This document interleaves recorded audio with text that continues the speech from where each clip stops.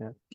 What is up, everybody? Welcome to Code Noobs, another Saturday morning live stream. It is Saturday, January 27th at 9 o'clock a.m. And today we have the fun topic of coding and the good life.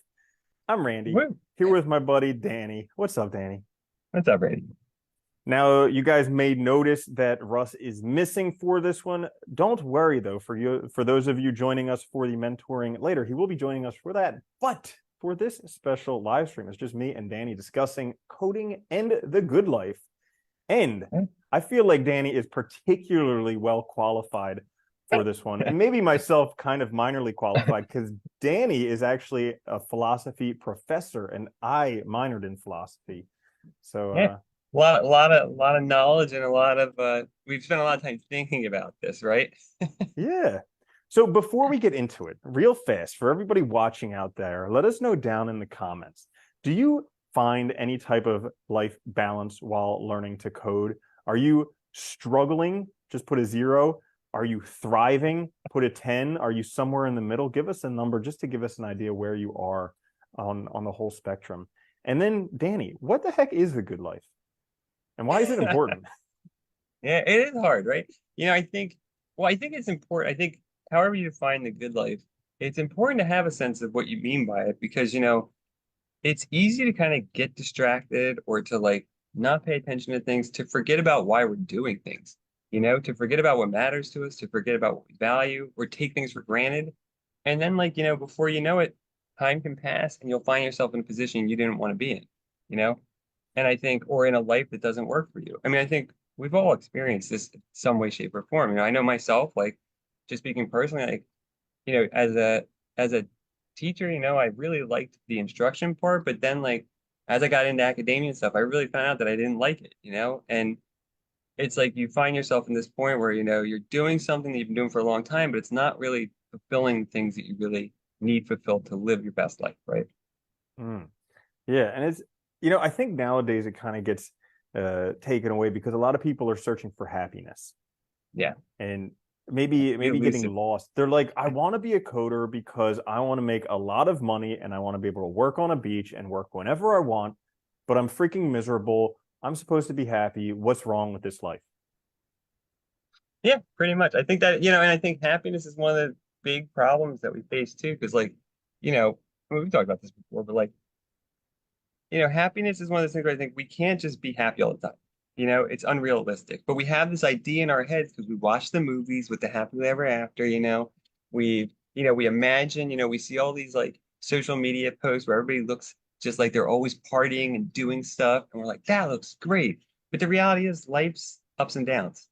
You're not going to be happy consistently. So I always like the term good life because I think it's more like broad and covers a wider range, not just like your emotions, but like, your success, how well you're doing, how are your relationships, you know, um, do you have like hobbies? Do you have things that you value? Do you do stuff beyond just this one thing? You know? Mm-hmm. Yeah, nowadays people tend to get lost in the whole concept of like success as if it's related strictly to a financial number of how much money you make in a year. Yeah. And they lose out. Like I really like the story about the really rich guy who goes on vacation down in Mexico and he finds some guy playing guitar on a Mexican beach fishing, and he's like, hey, if you like to go fishing, I mean, you could take out a loan, buy a couple boats, and then before long, 5-10 years, you have a whole fleet out there. You could rake in the money, and then you'll be able to retire after making all this money. And the guy's like, well, what would I do then? He's like, well, you could sit on a beach and play guitar and fish. It's just like we spin our wheels doing all this stuff. And I think it's very apropos to coding because you can lose yourself in it. Totally. Well, you can. And I also think, I think it's also very appropriate too, because like a lot of people, I think are attracted to certain industries and certain careers because they think they're gonna, because there's the potential to make money, right? And of course, like, don't get me wrong, money is definitely important. If you have none, it seems like the most important thing in the world, and it can be very important, just to live like, I think, a decent life. But if you make it everything, you're making decisions that might not like really align with like really what matters to you and your real values. or what Mm, interests you too, you know? I think that yeah. we excel the most when we do stuff that we're really like passionate about, and engaged in. Yeah. Hmm. So I'm curious, do you have any experiences in your learning coding journey where you felt very out of balance, where you felt like you were struggling? Yeah. Yeah. Yeah. Totally. Would you be willing to share?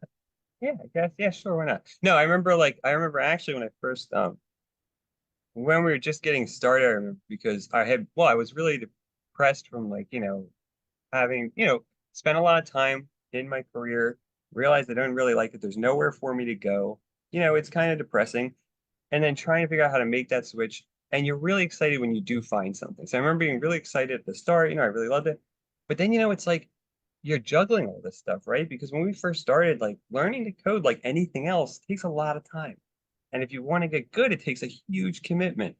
And at first it was like that was really hard, just juggling, your time, you know, being able to say no and like, oh, I can't go out, I can't do these things because I need this is more important right now.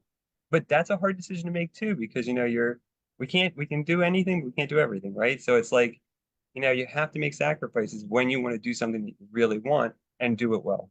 And that was really Mm, challenging for me, at least at the outset. Because mm. you also don't know if it's going to go anywhere, and it's like, am I really doing this? Is it worthwhile? Am I wasting my time? I don't know, but what about you when we were Yeah, doing so this? I remember probably the time that was the most challenging for me was kind of like right after we finished doing a boot camp. And basically, they taught us Yeah, 50 different technologies and gave us no direction and no nothing. And yeah, they're like, here you go, find out what you want to do. And so I was kind of lost at that time. And I thought, well, I have I have pretty good experience with Linux, Unix environments. Maybe this whole DevOps thing could be the way to go. I was doing a whole bunch of cloud infrastructure exams, like all the AWS exams and Terraform and all this stuff. And then like I think but like what I really wanted to do deep down was cybersecurity, except I just didn't believe that I could do it. And it was like such a drastic course change from like just doing front end back end type stuff. It was a very drastic course change and I had no idea how to go about doing it. And then yeah, and I think like it was also the time that we were talking about doing the what was it, the YouTube channel, something like oh that. yeah, yeah, yeah, yeah, Yeah, yeah, so yeah. like all of these things converged at the same point and I was like on the border of like overwhelm. I was just working nonstop, had Yeah. no idea where I was going. I was just spinning my wheels and it was rough. No, I remember that too, because actually that was really hard. Because I remember like, especially with the boot camp, like it's like they gave us I knew about all these technologies out there now, like after doing the boot camp. I knew about like all these different paths you could take, but I didn't know what was right for me. I had no real insight into which would be the right way to go, what I would like the most. And that's always hard too, because like, I mean, there's so many different avenues or paths you can take in just coding and technology. And, they require different skill sets sometimes. They require, learning a bunch of stuff. I mean, they're a whole, you know, area into themselves in a sense, right? And it's like really hard to know what's right for you and make that choice. And it can feel really overwhelming too. Hmm. So, what did you do anything specific to try and like rebalance yourself to find your way again so that what you were doing is right for you? So what's the craziest thing is that it was actually one of the scariest things that I had to do was tell you and Russ that I wasn't going to do the YouTube channel with you guys because or the podcast with you guys because like I felt because I mean we were meeting every week. I felt like we were Yeah. part of a team, but like there just wasn't enough of me to go around. And it was actually kind of finding that sense of integrity or wholeness in myself that allowed me to really choose a direction, find the clarity, and then recognize that that is essentially my North Star. If it's in line with that cybersecurity stuff, do it. If it's not, as much as you may want to do it, you just have to say not right now. Yeah, that is the hard thing, right? It's like I mean, I think this is it though. Like when you're trying to, you know, find that balance in your life, when you're trying to do what's right for you, it's knowing what it actually matters to you, right? And making those choices, and they're hard. We all struggle with that though. Everybody struggles with, even though, I mean, deep down, you probably knew we weren't going to react poorly to anything, but it's like Mhm. you still don't want to let people down. You don't want to let yourself down, all these things. And I don't know, it's always like the sense that maybe this might still be wrong, even though I really want to do it, is always fearful. I Yeah. think kind of causes some worry. Yeah. So I want to hear what you did, but before we did that, we have a couple people saying hi in the comments. So hi Chris, Oh, hi Leonore, hi Rachel. I'd love to hear in the comments what you guys are struggling with finding the work-life balance, finding the good life while learning to code, so that we can address some of those issues. But Danny, what did you find that particularly helped you well, during those times? I will say too, actually, on a side note too, that like I remember early on, like that was when it was the hardest. It did get easier as time went. And I think part of it too is like what you were just saying, like you're excited about doing something new, right? You're changing careers, you're doing something you want to do, like you're in the area now, but there's so many options, it almost seems overwhelming.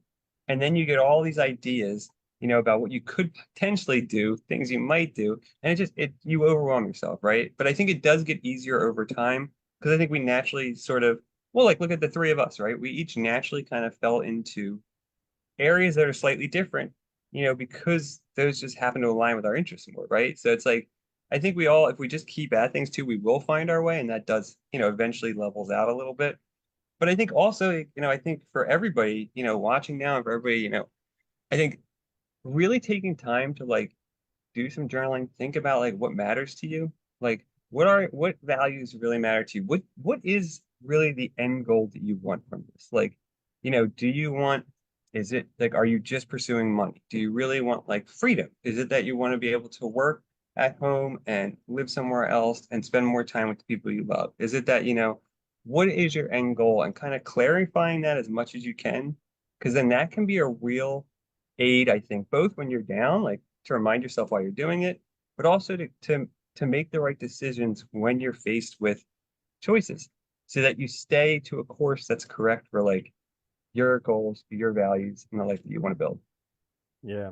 That's a really important point that you mentioned there, kind of finding your values and your reasons why, and then actually like digging down on those reasons why. Like I'm sure a lot of people when they get into coding, they're drawn to it primarily because of the money. Like it's one of those things where you can come from any walk of life, you can learn it in a few years, and essentially probably in 5 years you could be making a six-figure income, 5 years or less.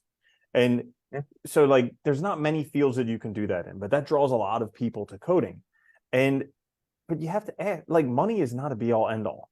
And I love Jim Carrey. He had a quote where he's like, "I wish everybody could get the fame and the money that they want because they realize that's not where the answer is." And it's like essentially you need to make that amount of money. Like Will Smith said it really great in his biography, where he's like, I always thought that the problem was I didn't have enough money, and then I made a whole bunch of money, and I realized the problem was me. And Yeah. it's just like, yeah, it's like all of a sudden you recognize that maybe, I mean, money solves money issues, but then there's a whole bunch of other issues left in the world. Yeah, and look, I get it too, because I went through the same thing where like, when you have money issues, it feels like that's really the only thing that's the problem, right? Because it's stressful, it's on your mind all the time, you can't do the things you want. But the reality is, that's just a part of it, and the most obvious maybe. I see we also have Rachel said, struggling with the pressure that I should be learning to code fast. Oh yeah. This is a hard one that, I think we all struggle with this too. Because yeah, every book says learn Python in 24 hours, learn JavaScript in 5 minutes, be a master at this in whatever a day. And it's like, dude, it's impossible. Mhm. You Yeah, but know? she mentions that article, and I think I read that article how it takes 10 years to become a good programmer. I think I read the same article. And but it's a good point because it does really take that long to learn it. But nobody would buy a book that's like learn C++ in 10 years. They would be like, "No, I'll take the 24-hour one. Why does it take 10 years?" Well, the other problem is I think we also like the media and stuff loves to like focus on like these like, overnight success things and stuff. And like we love to act like, people magically make it to this point of expert with no work. Like overnight, they're just like, I'm gonna do this, and then they're great at it. But the Mhm. reality in the real world is not like that. And like yeah, you can learn basic stuff. You can definitely learn like some basic things about HTML, about Python or whatever in 24 hours, but you're not going to learn, anything in depth and be an expert at it by any means. Mhm. And I think, yeah, getting clear about your expectations and what's, realistic expectations is also important, I think. That's a really important one. Absolutely. I'm glad you brought that up, Yeah, Rachel. and just to respond to Rachel, like I experience that all the time where I think I should be learning a lot more quickly than I am. And it's like a big struggle because I'm like, oh, why is this taking me so long? Like these other people are geniuses and it's taking me so freaking long. But then I just remind myself that this is something that I'm probably going to be doing for the rest of my life. And uh I wish I could remember, but Gary Vaynerchuk had a quote where he's like, there's really no pressure for me to do it quickly because the only person I'm competing against is myself, and I have my whole life to do this. And it's kind of like once you're able to recognize that you don't need to compete with other people. Like you are going to be the best programmer, period. You're going to bring things that nobody else can bring, and it's Yeah. just going to take you however long it takes you to develop. And generally that's going to feel like a lot longer than it should, but it's just one of those things that takes time to develop. And then you get to look back and you can see like, oh, look at where I come. Like Danny and I talk about this all the time, how like when we stop competing with externals and we start looking at ourselves like a year ago, 5 years ago, 10 Yeah. years ago, our minds are blown because we're like, oh my goodness, look at all that progress. Whoa. Yeah, and I think it's also important too, like, because I know Chris also said he struggles with keeping motivated and doubting the future too, and I think these are related. Because I know for me, like when you feel like you're not learning fast enough, you feel like you're somehow failing, right? That's the imposter syndrome too. But I think when you get your expectations more on a realistic level, like, okay, in a year, I'm going to be in a much better place than I am now with respect to this. But also keep in mind that you're doing this to like because you want to and because you want to make a better life for yourself. Like all that together, you can look back and see the progress you've made and also realize that things in your life are going better because you're doing something positive, you're learning, you're growing your skills, right? You're doing all these things and you got to look, yeah, you have to make comparisons only with yourself, I think. That's the most important thing. Like it's good Yeah. to work with others, it's good to seek out mentors, it's good to seek out like community, but don't compare yourself to others because it's a losing game. There's always going to be somebody who knows more than you, who's faster, whatever, right? Yeah. And I can relate to that with struggling to keep motivated and doubting the future because it's very easy to doubt the future. You're like, how could this possibly do Yeah. whatever? So there are like for me, there are a couple things that I remember in my mind that just always help whenever I'm doubting the future. Like there's this, I talk with Danny all the time about Wim Hof breathing, and he makes fun of me for it because it's something that I do to clear my mind, but I really enjoy it. And but anyways, this dude Wim Hof, he you know, somebody, I think Tim Ferriss asked him, he's like, if there's one thing that you could tell yourself when you were younger, what would it be? And he said, have faith. And not like religious faith, but just have faith in yourself. Like recognizing that he developed into pretty much like a very influential person, but he was going through a lot of struggles at one time. And he just wanted to tell himself at that time, have faith. And that I try and think of myself as an older person telling me that now to have faith. And then the other thing is Marcus Aurelius, who's probably like, one of the most influential people from a long time ago. He always says you can have anything you want by some circuitous route. You can have it right now if you just uh, let go of the past, have faith in the future, love what is, and act right. So he's just saying like whatever past, just let go of it. Like a lot of us, I was in a, like I had a bunch of student loan debt, and so I was like kicking myself for probably a decade for having a lot of Yeah. student loan debt, and it was hard to get past that. But then letting that go, being like whatever happened happened. It got me to where I am, but wherever I am, I can change the future. And then just having faith in the future. So you don't know what's going to come, but you have two choices: either believe in it or believe something terrible is going to happen. And you know, when something terrible happens, generally you have the resources to handle it then. Don't need to worry about it now. So you might as well be optimistic and then just love what is. Yeah. Yeah. No, I think that's totally true. And it's funny because I think like when you're coming into like especially because like everybody here, like changing careers, right? You're switching from one career to another. And a lot of times it feels like you're starting over, and that's really, really hard because you feel like you're really far behind. And I mean, I went through that myself. I remember like, and I know you did too, actually, with our old careers. Like, do I really want to stop doing this? I spent all this money to go to college. I spent all this time trying to do this, but it's like, yeah, I'm unhappy. At the end of the day, this isn't working.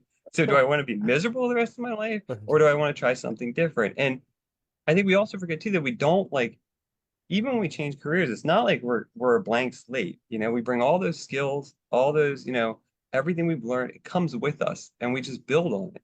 So I think you can't live in the past.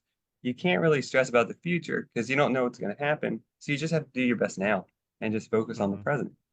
Also, too, on a Absolutely. side note, when does negativity ever help anything anyway? When Yeah. does it make things better? When does it make us happier? When does it improve our Never, situation? Never. Yeah. never, never.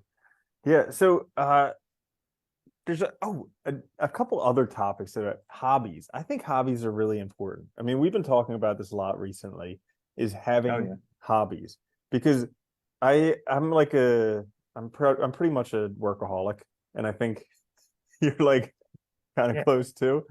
And so having the hobbies to be able to, I don't know, do something to let your mind unwind. I think that's really important. Well, it's also low Especially when stakes. you're Yeah. dealing with the feeling of doubting the future and thinking that you're not learning quickly enough. Yeah, I think it's important because hobbies are like, they're that low stake thing where you can just do it for the sake of doing the whatever you're doing, right? It's not for money, it's not for some goal beyond the thing. It's just to enjoy yourself, to be present and to have time for yourself, but it also lets your brain kind of like process things. Because I think that's the other problem. Like I know when we started out too, I was spending so much time learning to code, but it's like if you don't give yourself a chance also to like process what you're learning, it's you get overwhelmed quickly and get stressed out quickly. I also want to just point out real quick too, because I think Russ might have said it in one of his comments.